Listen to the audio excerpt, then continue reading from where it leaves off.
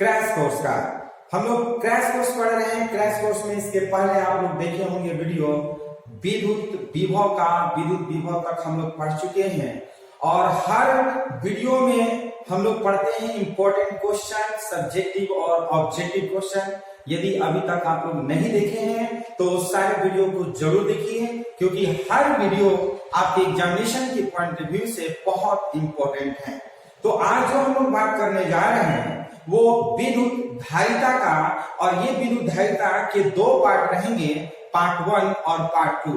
प्रत्येक पार्ट में आपको सब्जेक्टिव और ऑब्जेक्टिव इंपॉर्टेंट क्वेश्चन का प्रैक्टिस करवाएंगे, वो भी कॉन्सेप्ट के साथ। तो इस वीडियो को पूरा जरूर देखिए, और यदि अभी तक लाइक नहीं किए हैं तो इस वीडियो को लाइक करिए, और अगर इस चैनल के लिए नए व्यूअर हैं तो इस चैनल को सब्सक्राइब करिए। तो चलिए आज के सबसे पहले टॉपिक की बात करते हैं विद्युत धारिता।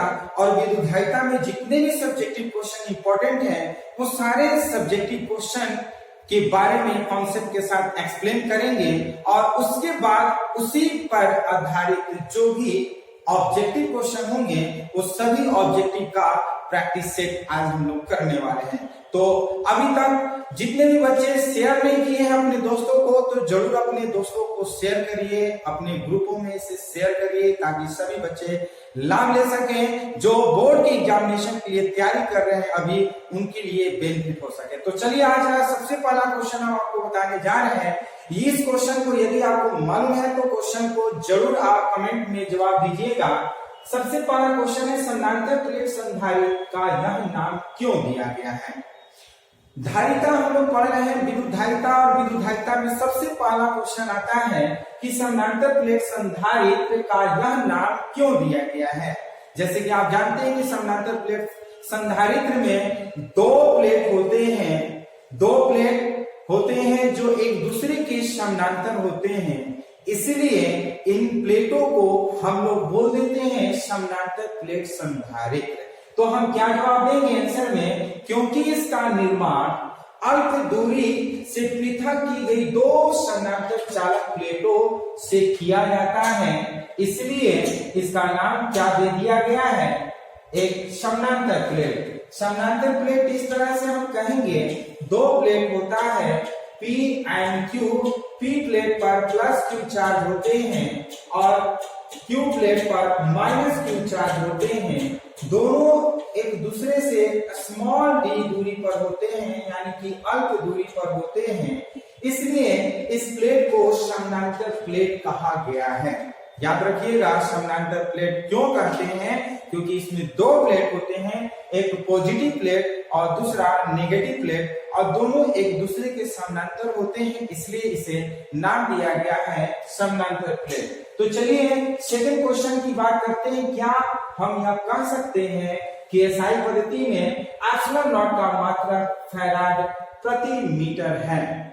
तो जवाब देंगे कि हाँ, कह सकते हैं, क्योंकि आप जानते हैं कि धारिता C इज इक्वल टू, आप लोग पढ़े हैं धारिता C is equal to epsilon not A और बाई D पढ़े हैं। क्या पढ़े हैं? C is equal to epsilon not A by D पढ़े हैं, और इसको अगर हमें एप्सिलॉन नॉट का मान निकालना होगा तो कहेंगे C इंटू D और बाई क्या करेंगे? A। तो अब आप बताइए कि C का जो होता है मात्रक, हम इसको लिखेंगे फैराड, और D का मात्रक होता है, चूंकि डिस्टेंस है, डिस्टेंस का मात्रक मीटर होता है, हम मीटर करेंगे, और ये एरिया का मीटर स्क्वायर 1 मीटर कट जाएगा, तो ये फैराड ये हो जाएगा पर मीटर। तो ये फैराड प्रति मीटर जो है वो एसआई पद्धति में एप्सिलॉन नॉट का मात्रक हम कह सकते हैं। आपके लिए क्वेश्चन है, कमेंट बॉक्स में कमेंट करके बताइए कि एप्सिलॉन नॉट का मात्रक क्या होता है। जल्दी से ना कमेंट करिए और बताइए एप्सिलॉन नॉट का मात्रक क्या हो गया होता है। जैसे कि अभी तो हमने बता दिया कि एप्सिलॉन नॉट का मात्रक फैराड पर मीटर होता है, लेकिन इसके अलावा भी जो मेन मात्रक होता है वो मात्रक क्या होता है, वो कमेंट में आप जवाब दीजिए।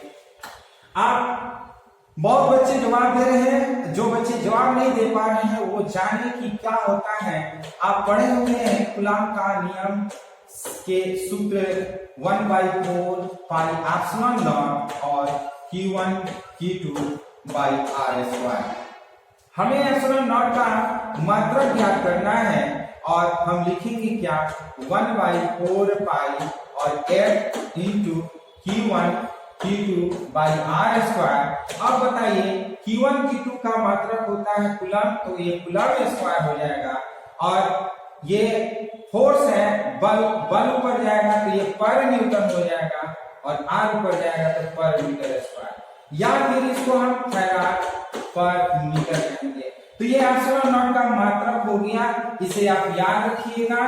कभी कभी मात्रक पूछ देता है कि एप्सिलॉन नॉट का मात्रक क्या होता है, तो कूलम स्क्वायर पर न्यूटन पर मीटर स्क्वायर और फैराड मीटर भी होता है। तो इस तरह से जो बच्चे ये जवाब दिए कि सर ये कूलम स्क्वायर पर न्यूटन पर मीटर स्क्वायर होता है, उन बच्चों का ये क्वेश्चन का आंसर सही है।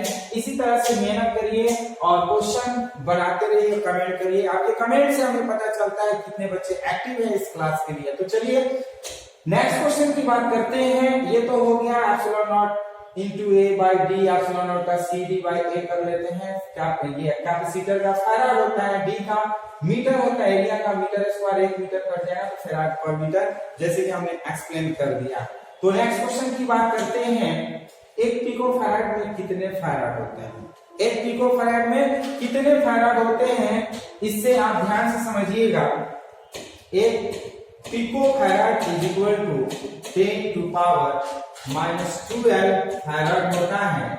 एक micro farad is equal to 10 to power -6 farad होता है। एक nano farad is equal to 10 to power -9 farad होता है। ये इसे आप याद रखिएगा, हमेशा न्यूमेरिकल में इसका यूज होता है। कहां पे यूज होता है? हमेशा न्यूमेरिकल में यूज होता है। तो इसका आंसर हम क्या जवाब देंगे कि एक पिको फैराड में 10 टू पावर माइनस फैराड होते हैं। क्या लिखेंगे बाबू? एक पिको फैराड में कितना होता है? 10 टू पावर -12 फैराड होता है। तो चलिए नेक्स्ट क्वेश्चन की बात करते हैं। किसी चालक के अंदर विद्युत क्षेत्र कितना होता है? देखिए कोई भी चालक हो, चालक के अंदर विद्युत क्षेत्र जो होता है वो शून्य होता है। चालक के अंदर विद्युत क्षेत्र कितना होता है? तो शून्य होता है। तो यहाँ पे आंसर लिखेंगे शून्य। याद रखिएगा चालक के अंदर विद्युत क्षेत्र का मान शून्य होता है, लेकिन चालक के ऊपर विद्युत क्षेत्र का मान शून्य नहीं होता है। चालक के सरफेस पे विद्युत क्षेत्र का मान सबसे अधिकतम होता है और जैसे जैसे दूर जाते हैं विद्युत क्षेत्र का मान घटते जाता है। लेकिन सबसे ज्यादा जो विद्युत क्षेत्र का मान होता है वो चालक के पृष्ठ पर होता है और चालक के अंदर की बात करें तो चालक के अंदर विद्युत क्षेत्र का मान शून्य होता है। तो नेक्स्ट क्वेश्चन की बात करते हैं। कॉपर की दो गोले की त्रिज्या समान है, जिसमें एक खोखला व दूसरा ठोस गोला है।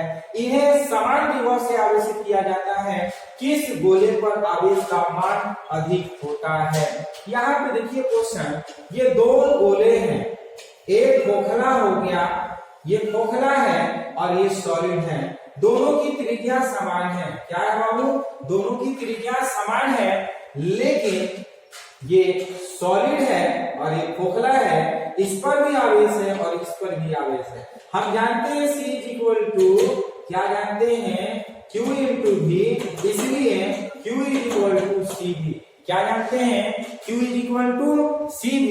ये आप देख लीजिए, C is equal to Q by V संधारित्र का फॉर्मूला होता है और Q अगर निकालेंगे तो CV। तो यहाँ पर ये नहीं कह रहा है कि ये खोखला के लिए कुल आवेश है कि ये जो है वो किसी सॉलिड के लिए है, ये सबके लिए आवेश है।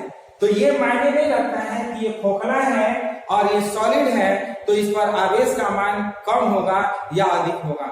याद रखिएगा सॉलिड हो मतलब वो ठोस हो या खोखला हो, सभी पर आवेश का मान बराबर होगा, क्योंकि आवेश Q इज इक्वल टू होता है CV। तो इसका आंसर हम क्या जवाब देंगे? कहेंगे कि Q is equal to CV होता है, अतः दोनों में आवेश का मात्रक क्या होगा बाबू? समान होगा। याद रखिएगा दोनों खोखले गोले पर आवेश का मान समान होगा, चाहे वो खोखला हो और चाहे वो ठोस हो। तो चलिए नेक्स्ट क्वेश्चन की बात करते हैं। ऊंचाई के साथ पृथ्वी के वातावरण की विद्युत चालकता बढ़ती क्यों है?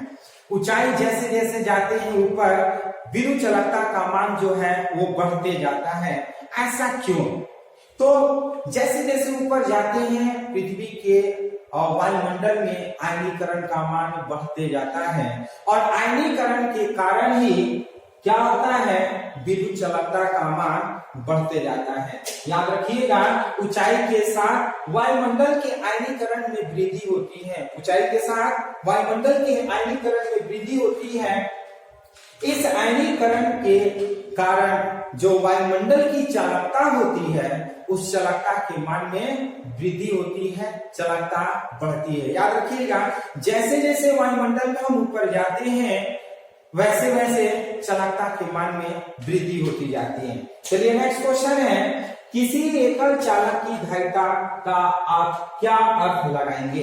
किसी एकल चालक की धारिता का आप क्या अर्थ लगाएंगे? देखिए, कोई भी चालक होता है, कम से कम दो प्लेटें होते हैं, एक पॉजिटिव और दूसरा होता है नेगेटिव। तो पॉजिटिव प्लेट को हम दिखा देते हैं, नेगेटिव प्लेट को हम अगर एक है तो नेगेटिव प्लेट को हम अनंत मान लेते हैं। तो इसके लिए आंसर हम क्या कहेंगे, एकल चालक की तुलना किसी ऐसे समानांतर प्लेट संधारित्र से की जा सकती है जिसकी एक प्लेट अनंत पर हो।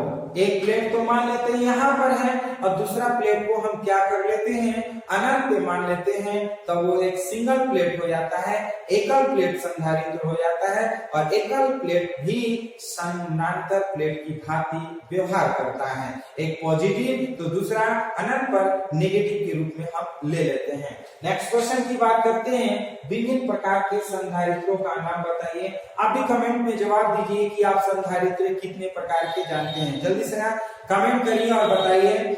देखिए, हम लोग जितने भी क्वेश्चन पढ़ रहे हैं, सभी क्वेश्चन आपके बोर्ड के एग्जामिनेशन के लिए बहुत इंपॉर्टेंट है। और ये जो वीडियो है, ये संधारित्र का ये पार्ट 1 वीडियो है, और इसके बाद हम लोग यानी कि इसके नेक्स्ट डे पार्ट 2 वीडियो पढ़ेंगे। उस पार्ट 2 वीडियो में भी बहुत सारे सब्जेक्टिव और ऑब्जेक्टिव का प्रैक्टिस सेट करेंगे। जितने भी आपके एग्जाम में या फिर जो आपके चैप्टर में एक एक पॉइंट के बारे में डिस्कशन करेंगे, वो भी कॉन्सेप्ट के साथ कि कौन कैसे कहां से आया है, क्यों आया है, क्यों इसका आंसर क्या होगा, पूरा कॉन्सेप्ट आपको मिलने वाला है। इस वीडियो को पूरा जरूर देखिए। और इसके पहले जो भी पार्ट 1 पार्ट 2 बना हुआ है, जैसे विद्युत विभव का, फिर गॉस थ्योरम का, विद्युत क्षेत्र का, और फिर विद्युत आवेश का, वो सभी आप वीडियो जरूर देखिए। और किसी भी टॉपिक में डाउट होता है तो कमेंट में जवाब जरूर दीजिए कि सर ये प्रॉब्लम है, हम उसको नेक्स्ट वीडियो में डिस्कशन कर देंगे। तो याद रखिएगा, अभी तक इस वीडियो को लाइक नहीं किए तो इस वीडियो को लाइक कर दीजिए, अपने दोस्तों को शेयर कर दीजिए, और सब्सक्राइब नहीं किए तो जल्दी से ना सब्सक्राइब कर दीजिए। और आपके बोर्ड की एग्जामिनेशन के लिए जितने भी इंपॉर्टेंट हैं, वो सारे इंपॉर्टेंट क्वेश्चन आपको इसी वीडियो में मिलने वाला है।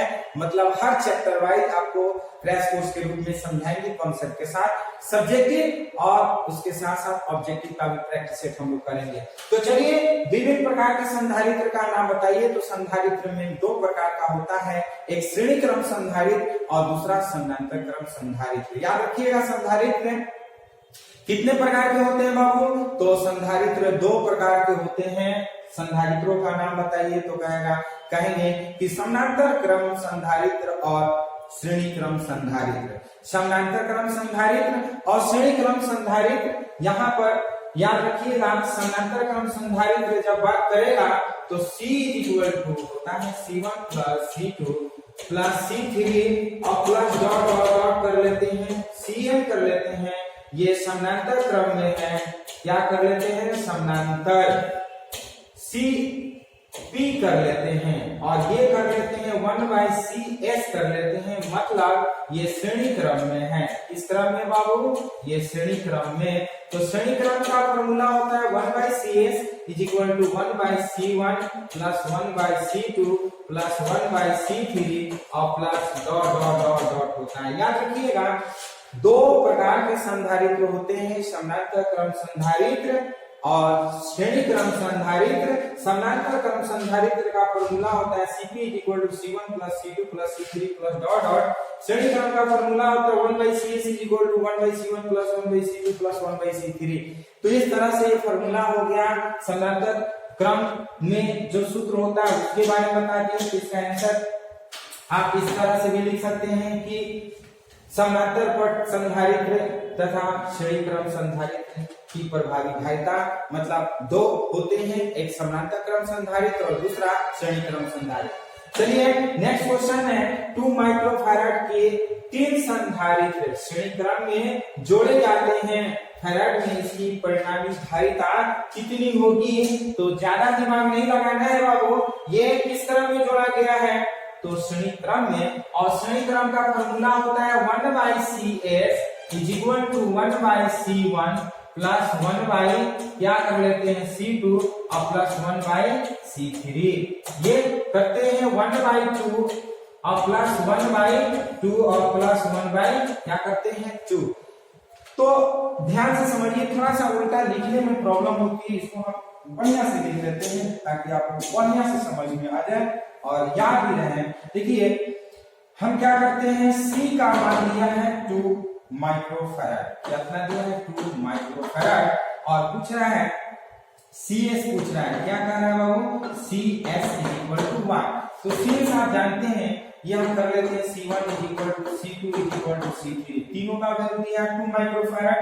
तो 1/CS = होता है 1/C1 plus 1/C2 plus 1/C3, ये 1/2 प्लस 1/2 प्लस 1/2, ये हमारा हो जाएगा 3/2। और हम क्या कर लेते हैं CS = हम कर लेते हैं 2/3। इसको अगर डिवाइड करेंगे तो ये हो जाएगा 0.67, यानी कि 3 × 6 = 18 और ये 2 हो जाएगा, फिर ये 3 7, और ये चूंकि माइक्रोफैराड है तो 0.67 × 10⁻⁻12 फैराड कर लेते हैं। ये आपका आंसर हो गया। तो इस तरह से हम न्यूमेरिकल बनाते हैं और दिखाते हैं कि किस तरह से न्यूमेरिकल का आंसर होगा।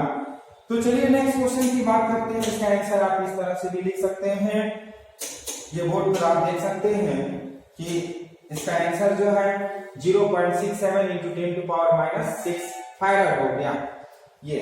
तो नेक्स्ट क्वेश्चन की बात करेंगे, क्वेश्चन नंबर नेक्स्ट, किसी चालक के अंदर कितना आवेश रहता है?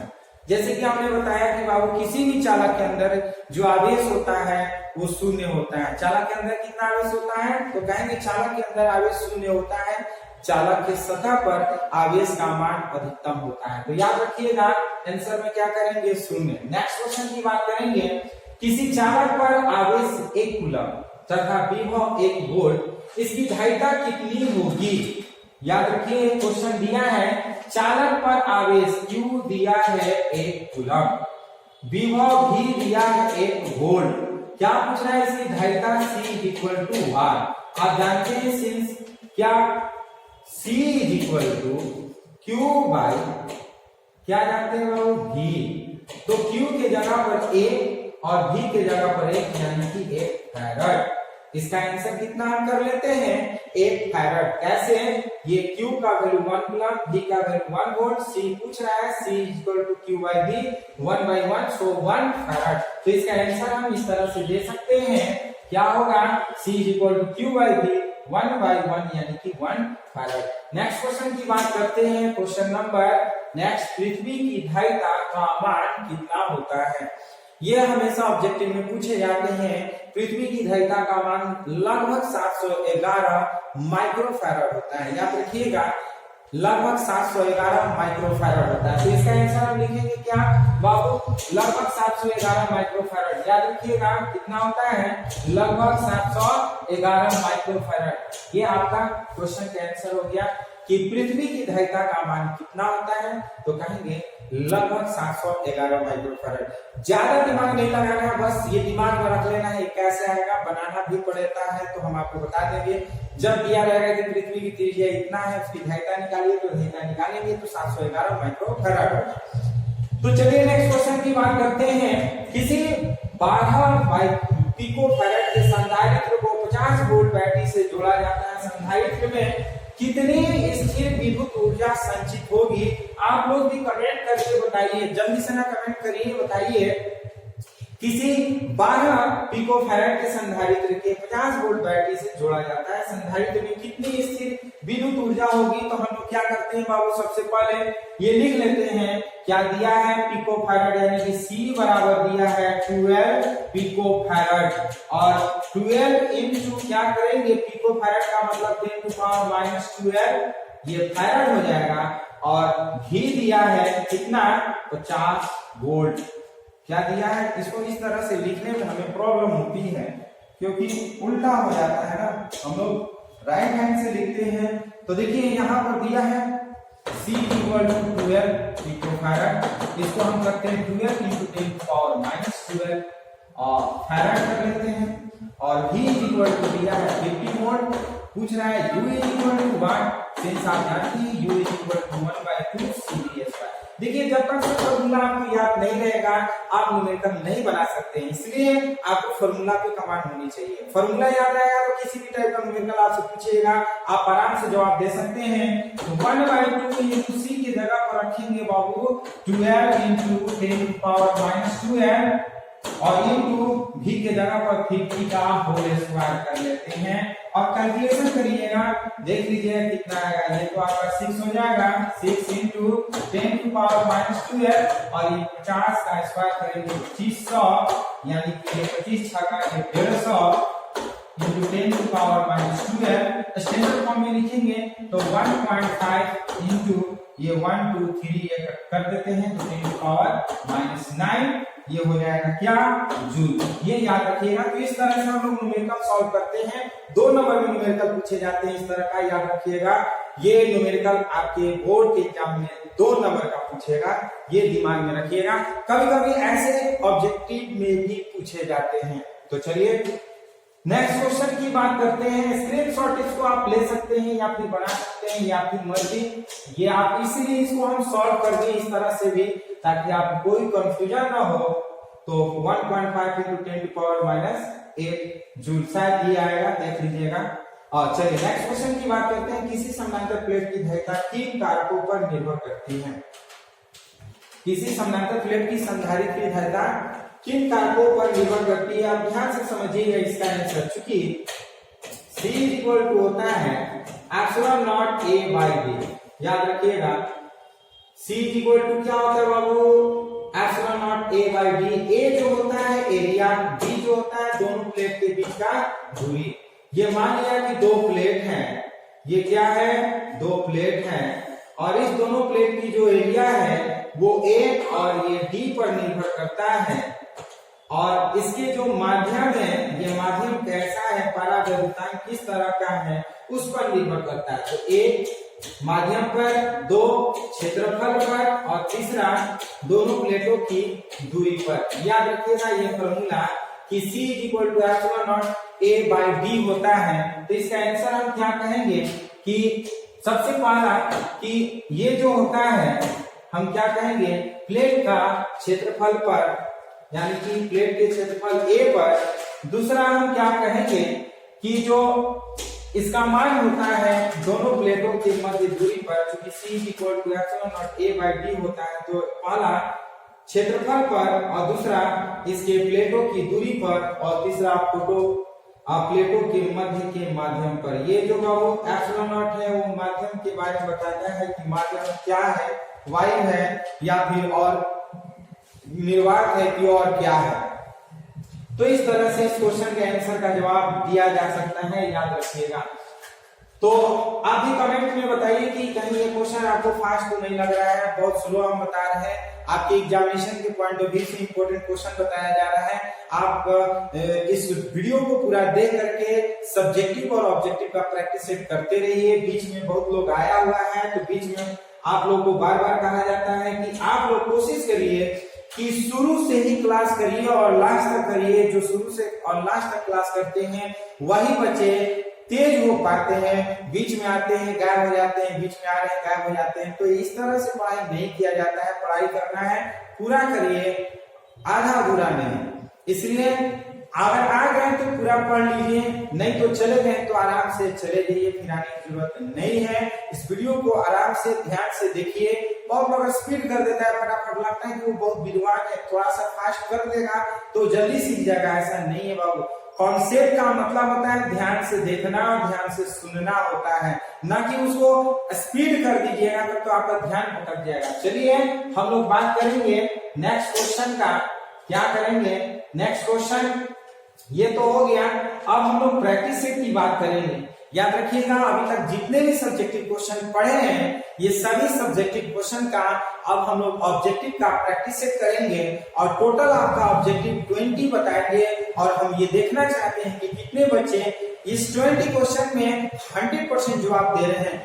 तो आप लोग रेडी हो जाइएगा। जिस तरह से सब्जेक्टिव का प्रैक्टिस सेट किए हैं उसी तरह से इसी सब्जेक्टिव पर आधारित 20 इंपॉर्टेंट ऑब्जेक्टिव क्वेश्चन आपको प्रैक्टिस सेट करने के लिए मिलेगा।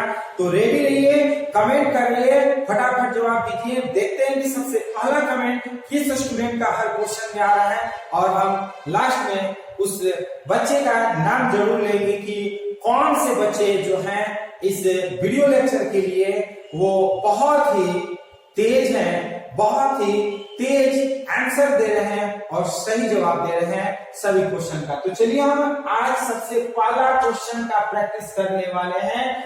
विद्युतधारिता का सूत्र बताइए। जल्दी से ना कमेंट करिए और ये बताइए कि विद्युतधारिता का सूत्र इसमें कौन सा होगा। ऑप्शन का जवाब दीजिए, जल्दी फटाफट ऑप्शन का जवाब दीजिए। देखते हैं कितने बच्चे कमेंट कर रहे हैं। विद्युतधारिता का सूत्र क्या होगा? जल्दी से ना जवाब दीजिए। विद्युतधारिता का सूत्र। चलिए बहुत सारे बच्चे जवाब दे रहे हैं कि सर ऑप्शन ए जो है वो सही है, C = V/Q, जो कि ये पूरी तरह से गलत है। कुछ लोग जवाब दे रहे हैं कि सर C = Q/V।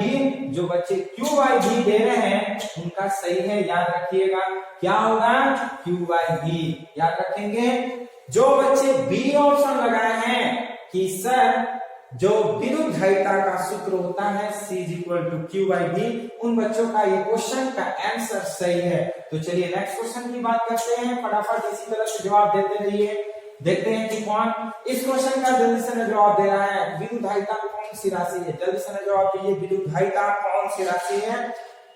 चलिए विद्युतधारिता कौन सी राशि है? हमको लगता है कि आपका जो की हाथ होना चाहिए, की पैड पे होना चाहिए। जल्दी फटाफट आप टाइप करिए कि सर ए होगा कि बी होगा कि सी होगा कि डी होगा। हम पकड़ लेंगे कि आप क्या कहना चाहते हैं। तो ध्यान से समझिएगा कि जो विद्युतधारिता का जो राशि है वह एक अदिश राशि है। अदिश क्यों है? क्योंकि बाबू Q जो है ये भी एक अदिश राशि है। क्या है? ये भी एक अदिश राशि है। और V जो है विभव, ये भी एक अदिश राशि है। और अदिश में अदिश से भाग देते हैं तो एक अदिश राशि मिलता है, इसलिए विद्युतधारिता एक अदिश राशि है। याद रखिएगा विद्युतधारिता कौन सी राशि है? तो कहेंगे अदिश राशि है। क्यों? क्योंकि C = Q/V होता है। Q भी एक अदिश राशि है और V भी एक अदिश राशि है। तो चलिए नेक्स्ट क्वेश्चन की बात करते हैं। क्वेश्चन नंबर 3 देखते हैं कौन बच्चे सबसे पहले कमेंट कर रहे हैं कि विद्युतधारिता का SI मात्रक क्या होगा। जल्दी से ना कमेंट करिए। विद्युतधारिता का मात्रक क्या होगा, SI मात्रक क्या होगा, जल्दी से ना बताइए। देखिए फॉर्मूला याद है तो आपको हर चीज याद हो गया। न्यूमेरिकल, सब्जेक्टिव, ऑब्जेक्टिव में भी बहुत सारे क्वेश्चन आपको याद हो जाएगा। C = Q/V। आप जानते हैं Q जो होता है कूलम होता है, V जो होता है वोल्ट होता है। तो कूलम पर वोल्ट। जो बच्चे ये लगाए हैं कि सर बी ऑप्शन कूलम पर मीटर जो है वो सही है, उन सभी बच्चों का आंसर सही है। बहुत सारे बच्चे जवाब दे रहे हैं सही। तो वेल डन। इसी तरह से आप प्रैक्टिस करते रहिए और उम्मीद है कि आगे भी सारे क्वेश्चन का आप लोग सही से जवाब दीजिएगा। तो इस तरह विद्युतधारिता का SI मात्रक बी ऑप्शन कूलम प्रति मीटर। याद रखिएगा कूलम प्रति मीटर। जो बच्चे जवाब दिए उन बच्चों का ये क्वेश्चन का आंसर सही है। तो नेक्स्ट क्वेश्चन की बात करते हैं। बोर्ड पे देखिए विद्युतधारिता का बीमा बताइए। विद्युतधारिता का बीमा क्या होगा? जल्दी से जवाब दीजिए। विद्युतधारिता का बीमा क्या होगा? देखिए विद्युतधारिता का बीमा कैसे निकालेंगे? C = Q/V होता है। C = क्या होता है? Q/V। और Q का होता है AT। क्या होता है बाबू? AT। और V का होता है m² और हम क्या कहेंगे? L का पावर 2 और t का पावर -3 और a इनवर्स कर लेते हैं। ये हमारा v का बीमा होता है। तो देखिए m ऊपर जाएगा तो m तो पावर -1 हो जाएगा। अब देखते हैं m का पावर -1 किसमें है, तो ये बी ऑप्शन में हमारा m का पावर -1 मिल रहा है। तो जो बच्चे बी ऑप्शन लगा रहे हैं कि सर m का पावर -1, l का पावर 2, t का पावर 4, a का पावर 2 है, उनका सही है। इस तरह से सॉल्व करके हम लोग इस तरह का न्यूमेरिकल बनाते हैं। डायरेक्ट अगर आप करते हैं तो इसी में गच्चा खा जाते हैं।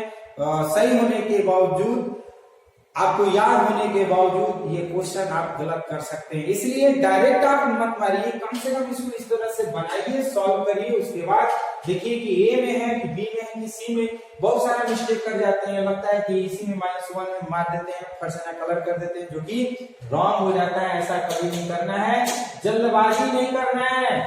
जल्दी का काम शैतान का। तो आप तो अच्छे स्टूडेंट हैं, आप अच्छे से पढ़ाई करिए और कोशिश करिए कि जितना सर आपके लिए बोले उतना आप जरूर करिए।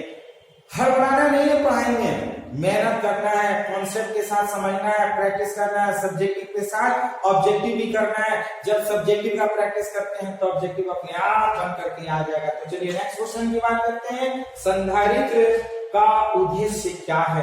आखिर जो हम लोग चैप्टर पढ़ रहे हैं कैपेसिटर, संधारित्र, ये क्यों पढ़ रहे हैं, इसका काम क्या है, इसका यूज क्या है? तो चलिए संधारित्र का उपयोग आपको बताना चाहेंगे। चलिए देख रहे हैं बहुत सारे बच्चे कमेंट कर रहे हैं सर संधारित्र का उद्देश्य तो है आवेश को संचित करना। चलिए कुछ बता रहे हैं ऊर्जा को संचित करना। तो चलिए देख रहे हैं इसी ऑप्शन जो है वो ये दोनों है कि आवेश तथा ऊर्जा दोनों को संचित करता है। सी में क्या है, आवेश तथा ऊर्जा दोनों को संचित करता है। इसलिए याद रखिएगा संधारित्र का उद्देश्य जो होता है वो आवेशों को संचित करता है, ऊर्जा का भी संचित करता है। अक्सर हम लोग कैपेसिटर, जितने भी इलेक्ट्रॉनिक्स गैजेट्स होते हैं, सभी इलेक्ट्रॉनिक गैजेट्स में हम लोग कैपेसिटर यूज करते हैं, संधारित्र यूज करते हैं। क्यों? क्योंकि आवेश को संरक्षित करना होता है और ऊर्जा का संरक्षित करना होता है। तो उम्मीद है कि इस तरह का प्रैक्टिस सेट आपको पसंद आ रहा होगा। अगर पसंद आ रहा होगा तो एक लाइक कर दीजिए, अगर लाइक नहीं किए हैं तो, यदि शेयर नहीं किए हैं तो अपने दोस्तों के बीच ये शेयर कर दीजिए और सब्सक्राइब नहीं किए तो इस चैनल को जरूर सब्सक्राइब करिए। फिर मिलते हैं इसी तरह से नेक्स्ट क्वेश्चन के लिए। ये फिफ्थ है। अब नेक्स्ट क्वेश्चन की बात करते हैं, क्वेश्चन नंबर 6। चलिए कमेंट करिए और बताइए कि क्या हम यह कह सकते हैं कि एसआई पद्धति में एप्सिलॉन नॉट का मात्रक फैराड मीटर होता है। तो इस क्वेश्चन को सब्जेक्टिव में हमने बताया है कि C इज इक्वल टू, क्या हम लोग पढ़े हैं, C is equal to epsilon not A by D होता है। अगर बाबू एप्सिलॉन नॉट निकालना हो तो C into D by A कर देते हैं। C का फैराड होता है, D का मीटर होता है, एरिया का मीटर स्क्वायर होता है, 1 मीटर कट जाएगा, मतलब फैराड पर मीटर। तो इस तरह से एप्सिलॉन नॉट का जो मात्रक होता है वो है। जो बच्चे अगर बी लगा रहे हैं उन बच्चों का ये ऑप्शन 100% सही है। तो इसी तरह से प्रैक्टिस करिए, बहुत बढ़िया। हमें भी लग रहा है कि चलो भाई मेरा का फल जो है वो बच्चे उठा रहे हैं और हमें भी खुशी हो रही है कि इतने सारे बच्चे जुड़ करके पढ़ रहे हैं। और बहुत सारे बच्चे बहाना कर रहे हैं कि सर मेरा तो मोबाइल का रिचार्ज नहीं है, सर मेरा मोबाइल का बैटरी डिस्चार्ज है, सर मेरा तो दूसरा क्लास था। तो ध्यान से समझिएगा, क्लास सब बच्चों का है। उसी क्लास में से हर बच्चे अपना टाइम निकाल करके अपने अपने सब्जेक्ट का तैयारी करते हैं। किसी पर ज्यादा फोकस करिए, किसी पर कम फोकस करिएगा तो प्रॉब्लम हो जाएगा। सभी चैप्टर आपके लिए, सभी जो बुक है आपके लिए वो इम्पोर्टेंट है। सभी बुक पर इक्वल टाइम दीजिए, न किसी पे ज्यादा और न ही किसी पे कम। तो चलिए नेक्स्ट क्वेश्चन की बात करते हैं। इसलिए इस वीडियो को पूरा देखिए और रिवीजन करिए। ये फिर मौका दोबारा नहीं मिलने वाला है। ये वीडियो प्राइवेट जल्दी से ना कर देंगे यदि आप नहीं देखिएगा। अपने दोस्तों को भी जल्दी से ना बोल दीजिएगा। किसी चालक के अंदर विद्युत क्षेत्र कितना होता है, जल्दी से ना कमेंट करिए। किसी चालक के अंदर विद्युत क्षेत्र कितना होता है, जल्दी से ना कमेंट करिए।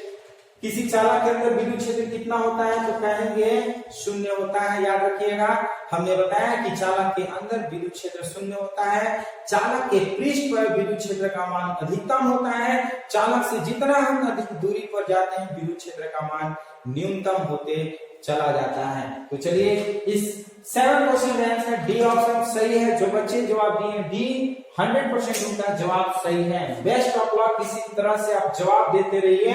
नेक्स्ट क्वेश्चन की बात करते हैं। क्वेश्चन नंबर 1, कॉपर की 2 गोले की त्रिज्याएं समान है, जिसमें एक खोखला व दूसरा ठोस गोला है। इन्हें समान विभव से आवेशित किया जाता है। किस गोले पर आवेश का मान अधिक होता है? पहला, दोनों में आवेश की मात्रा समान होगी कि पहला गोले पर, दूसरे गोले पर, या इनमें से कोई नहीं? तो ऐसे क्वेश्चन को जवाब हम लोग दिए थे बाबू। होता है क्या? C इक्वल टू होता है Q बाय V, और Q इक्वल टू निकालना होगा तो C इंटू V। ये Q equal to C into V जो होता है वो किसी भी गोले के लिए होता है, चाहे वो खोखला हो और चाहे वो क्या हो, सॉलिड हो, ठोस हो। तो दोनों गोले पर आवेश की मात्रा क्या होगी? समान होगी। यानी कि जो बच्चे ए ऑप्शन जवाब दे रहे हैं उन बच्चों का ये ऑप्शन 100% सही है। तो चलिए नेक्स्ट क्वेश्चन की बात करते हैं। क्वेश्चन नंबर 9, जवाब दीजिए जल्दी से। ऊंचाई के साथ पृथ्वी के वातावरण की विद्युत चालकता बढ़ती क्यों है? ऊंचाई के साथ पृथ्वी के वातावरण की विद्युत चालकता बढ़ती क्यों है? जल्दी से जवाब दीजिए। ऑप्शन 4 ऑप्शन आपके बोर्ड पे है, देख सकते हैं कि कौन सा ऑप्शन सही है। तो चलिए, बहुत सारे बच्चे दे रहे हैं ऑप्शन ए, सर आयनीकरण के कारण। तो हम जैसे जैसे वायुमंडल के ऊपर जाते हैं, वायुमंडल के आयनीकरण में वृद्धि होती है। जब वायुमंडल के आयनीकरण में वृद्धि होती है तो विद्युत चालकता का मान भी बढ़ते जाता है। तो याद रखिएगा, ऊंचाई के साथ पृथ्वी के वातावरण की विद्युत चालकता बढ़ती क्यों है? तो कहेंगे आयनीकरण के कारण। इस तरह से ये प्रैक्टिस सेट आपको कैसा लग रहा है, कमेंट करके जल्दी से जवाब दीजिए कि सर ये प्रैक्टिस सेट हमारे एग्जाम के लिए बहुत इंपॉर्टेंट हो रहा है। आप जो तैयारी करवाए हैं बेटर हो रहा है, इसी तरह से आगे भी तैयारी करवाते रहिए, तो हमें भी मनोबल बढ़ेगा कि हाँ, हमारा जो पढ़ाया हुआ है वो आपके लिए बेनिफिट हो रहा है। जल्दी से कमेंट करिए, हमें भी पता चलना चाहिए कि हम जो मेहनत कर रहे हैं आपके बोर्ड के एग्जामिनेशन के लिए, क्या वाकई आपके लिए बेटर हो रहा है। तो एक लाइक, एक कमेंट जरूर करिए कि सर यस, ये आपका प्रैक्टिस सेट जो है बहुत इंपॉर्टेंट है हमारे लिए। इसी तरह से आप हर चैप्टर का करवाइए, हम हर चैप्टर के लिए रेडी रहेंगे करवाने के लिए। आप भी इसी तरह से रोज लाइव क्लास देखते रहिए, और जितने अधिक बच्चे जुड़ेंगे उतना ही हमारे लिए बेटर होगा कि चलिए इतने सारे बच्चों का लाइफ जो है वो बेटर हो रहा है। इतने बच्चे अपने एग्जामिनेशन के प्रति बहुत ही सोच रहे हैं, तैयारी कर रहे हैं। हम भी उसके लिए कुछ नया, कुछ एक्स्ट्रा कॉन्सेप्ट देते रहें। हमें भी इच्छा होगा कि और अधिक से अधिक आपको ज्ञान दें, पढ़ाएं। इसलिए कमेंट में आप जरूर जवाब देते रहिए कि सर ये प्रैक्टिस सेट हमारे एग्जाम के लिए बेटर हो रहा है। तो चलिए नेक्स्ट क्वेश्चन है, क्वेश्चन नंबर 10, समानांतर पट्टिका संधारित्र का सूत्र बताइए। ऑप्शन, ये 4 ऑप्शन आपके बोर्ड के स्क्रीन पे आप देख सकते हैं। समानांतर पट्टिका संधारित्र का सूत्र बताइए। 4 ऑप्शन है, कौन सा ऑप्शन सही है तो देखते हैं। चलिए ऑप्शन ए, ऑप्शन ए जो बच्चे दे रहे हैं जवाब सर ऑप्शन ए तो सही है। तो चलिए आपका जो ऑप्शन ए लगा है वो 100% सही है। इसी तरह से जवाब देते रहिए। C is equal to A option not by D. C is equal to A option not by D. This is the right answer of this question. 10 question का जो आंसर है वो C is equal to A option not by D. चलिए next question इसी तरह से practice करिए। Next question है कि संधारित्र का श्रेणी क्रम संयोजन का सूत्र बताइए। संधारित्र का श्रेणी क्रम संयोजन का सूत्र बताइए। हमने बताया है समानांतर क्रम संयोजन का, श्रेणी क्रम संयोजन का। तो चलिए श्रेणी क्रम संयोजन का सूत्र इसमें से कौन सा होगा बाबू, जल्दी से कमेंट करिए। संधारित्र का श्रेणी क्रम संयोजन का सूत्र बताइए। श्रेणी क्रम संयोजन, चलिए बहुत सारे बच्चे जवाब दे रहे हैं। लग रहा है कि बहुत सारे बच्चे जो हैं वो पूरी तरह से रट गए हैं। सर का पढ़ाया हुआ चीज एक एक चीज माइंड में बैठ गया है कि सर गलत तो होने वाला नहीं है, चाहे आप कितना भी क्वेश्चन घुमा लीजिए बात सही है। जो बच्चे क्लास में ध्यान से पढ़े हैं, कॉन्सेप्ट क्लियर कर लिए हैं क्लास में, तो उनको क्रैश कोर्स में कोई प्रॉब्लम नहीं होगा। बस उनको खाली देखना कि हाँ ये तो याद ही है, ये तो हम पढ़े हुए हैं, सब आपको लगेगा कि सब पढ़ा हुआ। क्यों? क्योंकि आप तेज हैं, आप पढ़े हुए हैं, आप मेहनत किए हुए हैं, तभी इस क्वेश्चन का आंसर मालूम है। बहुत लोग भग मारा, ये कैसे हो गया, ये सर का आप बता रहे हैं, तो ये भाग किसको मारा रहेगा? जो पढ़ा नहीं है, जो ध्यान देता नहीं है, जो स्पीड करके वीडियो देख रहा है, जो बीच में आकर घुस जा रहा है, फिर गायब हो जा रहा है, उसी के लिए भाग मारा रहेगा। ये कैसे हो गया? चलिए नेक्स्ट क्वेश्चन की बात करते हैं। इसी तरह से ये क्वेश्चन का आंसर बताइए जल्दी फटाफट। संधारित्र का समानांतर क्रम संयोजन का सूत्र बताइए। संधारित्र का समानांतर क्रम संयोजन का सूत्र बताइए, जल्दी से जवाब दीजिए। चलिए देखिए बच्चे फटाफट जवाब दे रहे हैं सर ये तो बी ऑप्शन होगा, सही है। देखिए संधारित्र का समानांतर क्रम संयोजन का सूत्र ये होगा, श्रेणी क्रम संयोजन पूछेगा तो ये होगा। ये फॉर्मूला याद रहेगा तो आपको न्यूमेरिकल बनाने में आसान होगा और कोई भी टाइप का न्यूमेरिकल इसमें बना सकते हैं। इसलिए आपको फॉर्मूला याद होनी चाहिए कि किस फॉर्मूले का आंसर क्या होगा। इस तरह से फॉर्मूला याद रहेगा तो ऑब्जेक्टिव भी पकड़ाएगा, न्यूमेरिकल भी बताएगा तो पकड़ाएगा, इसलिए इसे याद कर लीजिएगा। चलिए नेक्स्ट क्वेश्चन की बात करते हैं। क्वेश्चन नंबर 13, श्रेणी क्रम में तुल्य धारिता का मान अधिक होता है या कम? जल्दी से इसका जवाब दीजिए। श्रेणी क्रम में तुल्य धारिता का मान अधिक होता है या कम? तो ध्यान से समझिएगा, श्रेणी क्रम का फॉर्मूला ये, समानांतर क्रम का फॉर्मूला ये। देखिए ये बाई में है, अगर सपोज दैट C1 और C2 का मान अगर हम क्या करते हैं 2 रखते हैं तो 1 बाई क्या करते हैं बाबू, हम 1/2 और प्लस 1/2 करते हैं तो ये 1 हो जाएगा। ये माइक्रोफैराड मान लेते हैं। ये कब होगा?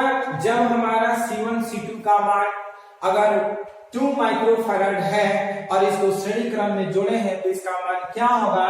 क्या दिया हुआ मान से कम है, दिया हुआ है 2 माइक्रोफैराड और इसका जो संधारित्र की तुल्य धारिता है, तुल्य धारिता कितना है? 1 माइक्रोफैराड। तो दिए गए संधारित्र के मान से भी कम मान श्रेणी क्रम में होता है, याद रखिएगा। तो जो बच्चे ऑप्शन ए लगा है उनका ऑप्शन ए सही है। ऑप्शन ए क्यों होगा? क्योंकि श्रेणी क्रम में दिए गए संधारित्र के मान से भी कम तुल्य संधारित्र की धारिता होती है। जैसे हमारा C1 = 2 माइक्रोफैराड दिया है और C2 = भी 2 माइक्रोफैराड दिया था, इसका इक्विवेलेंट हम निकाले हैं तो 1 माइक्रोफैराड हुआ, मतलब दिए गए संधारित्र के मान से भी कम है, इसलिए हमेशा तुल्य संधारित्र की धारिता श्रेणी क्रम में कम होता है। तो चलिए नेक्स्ट क्वेश्चन की बात करते हैं। क्वेश्चन नंबर 14, समानांतर क्रम में तुल्य धारिता का मान अधिक होता है या कम होता है?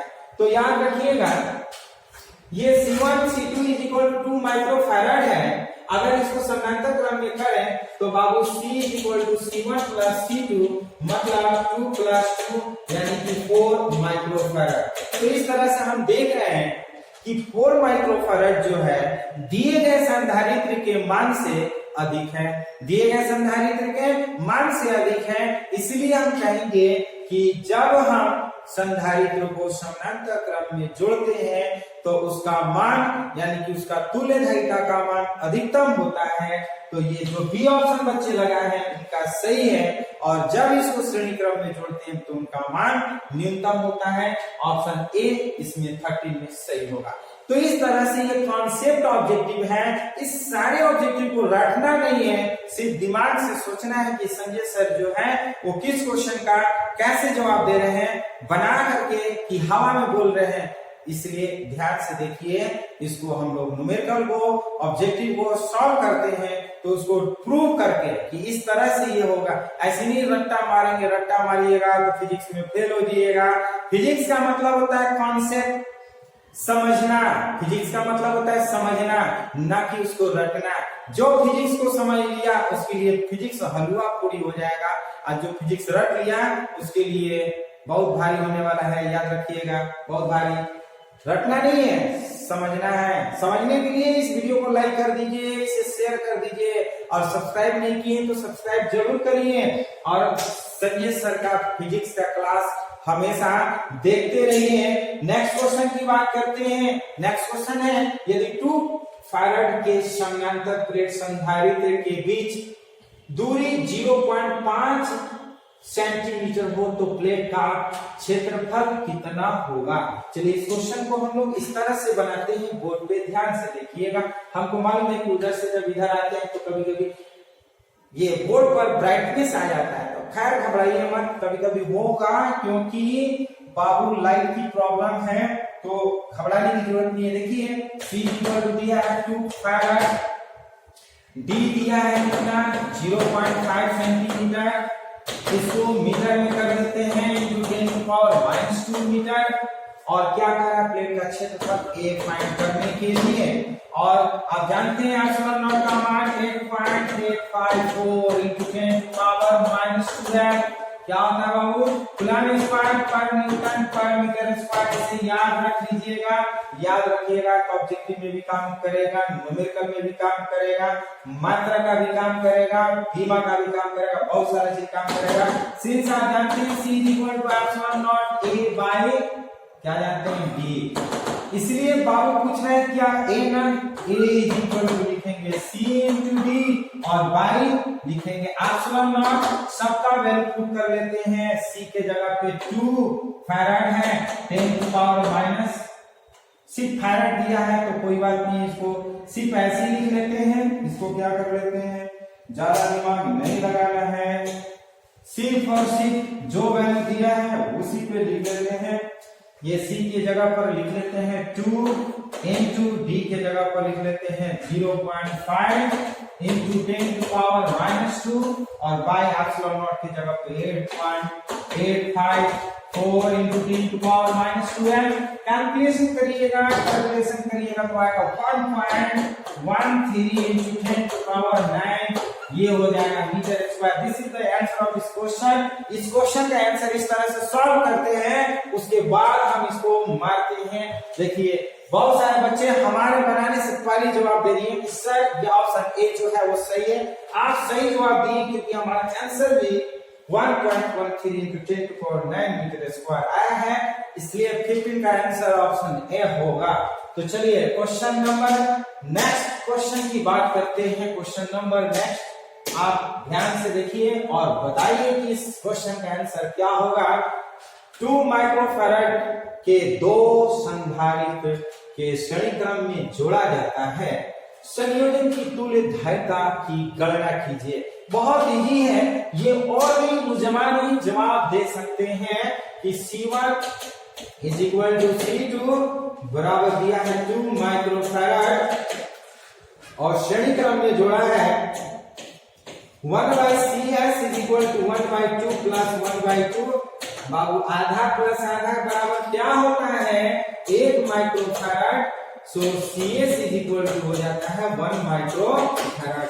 तो ये जो बच्चे ऑप्शन जवाब दे रहे हैं कि सर ए जो है ऑप्शन सही है, आप 100% राइट है, जवाब दिए हैं कि ए जो होगा 1 माइक्रोफैराड होगा। क्या होगा ऑप्शन ए 1 माइक्रोफैराड, क्योंकि हमने इसे सॉल्व किया है तो हमारा सॉल्व करने के बाद 1 माइक्रोफैराड है। क्या है 1 माइक्रोफैराड है। तो आप भी सॉल्व करके बनाए होंगे, उम्मीद है बहुत सारे बच्चे रट्टे मारे हुए हैं, तो कोई बात नहीं है, ये दिमाग में रखिएगा और ये कॉन्सेप्ट दिमाग में रखिएगा। इस तरह से हम 1 फैराड लाते हैं 1 माइक्रोफैराड।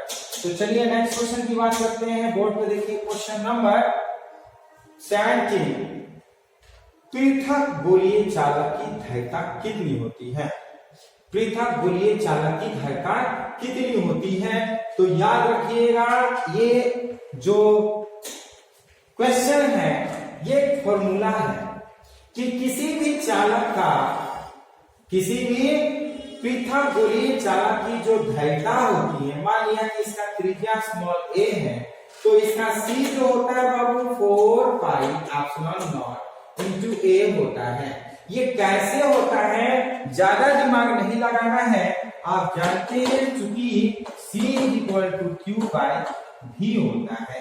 क्या होता है C = Q/V होता है और Q करते हैं और मान लिया कि ये O सेंटर है और ये Q चार्ज है, तो इसको 1/4πε0 इंटू Q बाई V करते हैं, Q काट देते हैं, तो ये ऊपर ये आपका एरिया A है, तो ये हमारा हो जाएगा 4πε0 into A। So option D जो है वो हमारा सही है। तो जो बच्चे ऑप्शन डी लगा रहे हैं उनका सही है। मात्र 3 ऑब्जेक्टिव और है और ये आपका ऑब्जेक्टिव का प्रैक्टिस सेट खत्म हो जाएगा। और जो बच्चे अभी तक नहीं देख रहे हैं उन बच्चों को जरूर शेयर कर दीजिए, क्योंकि ये वीडियो जल्दी से ना प्राइवेट करने वाले हैं। आप नहीं देखिएगा तुरंत प्राइवेट कर देंगे। और जो भी ऑब्जेक्टिव है ये सारे ऑब्जेक्टिव आपके एग्जामिनेशन के पॉइंट ऑफ व्यू से बहुत इंपॉर्टेंट है, याद रखिएगा। तो चलिए नेक्स्ट क्वेश्चन। पृथ्वी को 1.28 इंटू 10⁴ किलोमीटर व्यास का गोलाकार चालक मानकर उसकी विद्युद्धारिता बताइए। तो वैसे आप याद रखिएगा विद्युद्धारिता जो होती है पृथ्वी की लगभग 711 माइक्रोफैराड होता है। इसको बनाइएगा तो इतना ही आएगा। कैसे आएगा ये आप देखिएगा, दिया है व्यास दिया है, तो हम जानते हैं C = 4πε0 इंटू A। 4πε0 का मान होता है 1/9 इंटू 10⁹ और बाबू व्यास दिया है किलोमीटर में है, इसको हम त्रिज्या में चेंज करने के लिए 2 से डिवाइड कर देते हैं, तो ये हमारा क्या हो जाएगा 6.4 इंटू 10⁻, ये हो जाएगा 6 मीटर हो जाएगा। इसको सॉल्व करेंगे तो आएगा कितना 711 माइक्रोफैराड, यानी कि हम करेंगे 711 माइक्रोफैराड। इस तरह से इस क्वेश्चन को सॉल्व करते हैं तो ये हमारा बी ऑप्शन सही होगा। तो उम्मीद है कि ये क्वेश्चन ऑब्जेक्टिव का प्रैक्टिस सेट आपके एग्जामिनेशन के लिए बहुत इंपॉर्टेंट है और आज आपको अच्छा भी लग रहा होगा। तो इसी तरह से रोज प्रैक्टिस करने के लिए हमारे चैनल के लिए नए व्यूअर हैं तो इस चैनल को जरूर सब्सक्राइब करिए। और हम next second last question objective की बात करने जा रहे हैं। जल्दी से ना जवाब दीजिए, क्योंकि लास्ट 2 ऑब्जेक्टिव और है, वो ऑब्जेक्टिव जैसे खत्म होगा ये वीडियो समाप्त हो जाएगा। तो इस वीडियो को अगर आप पूरा नहीं देखे तो शुरू से जरूर देखिए। बहुत सारे बच्चे बीच में आ जाते हैं और पूछते हैं कि सर क्या पढ़ाया है, ये खत्म हो गया। तो बाबू इसका थंबनेल जरूर देख लीजिए कि थंबनेल में क्या है। ये विद्युद्धारिता का ये पार्ट 1 वीडियो है, इसका पार्ट 2 भी आपको इसी तरह से सब्जेक्टिव और ऑब्जेक्टिव का प्रैक्टिस करवाएंगे। तो इस वीडियो को आप लोग देखिए और इसी तरह से जितने भी आपको वीडियो आएंगे वो हर चैप्टर का क्रैश कोर्स इंपॉर्टेंट जो आपके बोर्ड के एग्जामिनेशन वाले हैं वो सभी इंपॉर्टेंट ऑब्जेक्टिव और सब्जेक्टिव का प्रैक्टिस इसी तरह से होते रहेगा। तो नेक्स्ट क्वेश्चन है आवेशित चालक की स्थिति ऊर्जा का सूत्र बताइए। जल्दी से ना कमेंट करिए। ये सेकंड लास्ट क्वेश्चन है इस वीडियो का। आवेशित चालक की स्थिति ऊर्जा का सूत्र बताइए। इसमें कौन सूत्र होगा? तो याद रखिए बहुत सारे बच्चे जवाब दे रहे हैं कि सर U = 1/2 CV² होता है। तो ये ऑप्शन सी सभी बच्चों का सही है। जो बच्चे जवाब दिए कि सर सी ऑप्शन सही है, U = 1/2 CV²। तो चलिए लास्ट क्वेश्चन करते हैं। इस वीडियो का लास्ट ऑब्जेक्टिव क्वेश्चन आप ध्यान से देखिए और बताइए। कहा जाता है all is well that ends well. ये देखते हैं कि सभी बच्चों का क्वेश्चन का ऑप्शन सही है कि नहीं। क्वेश्चन ऐसे क्वेश्चन एग्जाम में जब पूछे जाते हैं तो लगभग बच्चे गलती कर जाते हैं। लिखा कुछ और आता है, पढ़ लेते हैं कुछ और। लिखा है क्वेश्चन इनमें से कौन सा आवेशित ऊर्जा का सूत्र नहीं है, बच्चे पढ़ते हैं कि इसमें से कौन से आवेशित ऊर्जा का सूत्र है और देख करके पहला ऑप्शन मांग लेते हैं 1/q। क्यों भी और गलत हो जाता है। तो ध्यान से समझिए कह रहा है क्या क्वेश्चन इनमें से कौन सा आवेशित ऊर्जा का सूत्र नहीं है। ध्यान से क्वेश्चन पढ़िए। तो ये 4 ऑप्शन दिया है, 4 ऑप्शन में देखिए ये U = 1/2 क्यू भी ये भी सही है, U = 1/2 CQ² ये भी सही है और U = 1/2 CV² ये भी सही है। और चौथा बचा कि U = 1/CA² भी ये संचित ऊर्जा का सूत्र नहीं है। इस तरह से हम लोग ध्यान से क्वेश्चन को देखते हैं, उसके बाद इसको मार्कशीट पे कलर करते हैं। तो इस तरह से ये हमारा आज का जो टॉपिक था विद्युद्धारिता का सब्जेक्टिव और ऑब्जेक्टिव का प्रैक्टिस यहीं पे समाप्त होता है। यदि ये वीडियो आपको पसंद है तो इस वीडियो को लाइक शेयर कमेंट जरूर करिए और यदि इस चैनल के लिए व्यूअर है तो इस चैनल को जरूर सब्सक्राइब करिए। इसी तरह से हम लोग हर चैप्टर के जो कॉन्सेप्ट होगा सब्जेक्टिव और ऑब्जेक्टिव का इसी तरह से मिलते रहेंगे। तब तक के लिए धन्यवाद।